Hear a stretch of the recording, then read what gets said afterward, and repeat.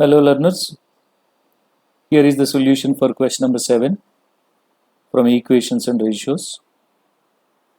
The question says certain money is distributed among three friends ABC in the ratio 9:6:11, and if A gives 500 rupees to C, the ratio of the money with them changes to 4:3:6.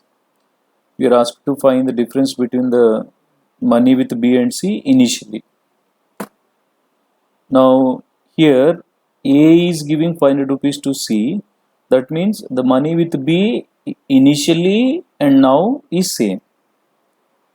Initially the money is divided in the ratio 9:6:11. After A giving 500 rupees to C, the ratio changed to 4:3:6. Though there is a change in the ratio, but as just now we discussed, the money with B is constant. But in the ratio, initially B was occupying 6 parts, now B is occupying 3 parts. So if I can make B same in both the ratios, as the money with B is constant, then I can compare A and C. So to make B same in both ratios same, I am multiplying the second ratio with 2.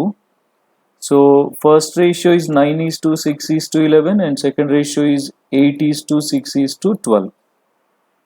So that BB is same in each ratio, both the ratios.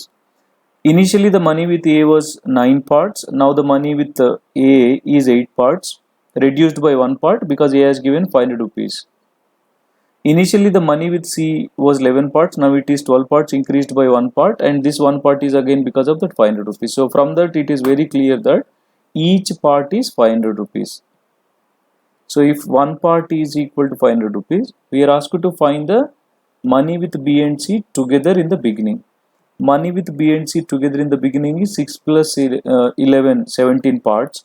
As each part is 500, 17 parts is 17 into 500, 8,500 rupees, which is option D.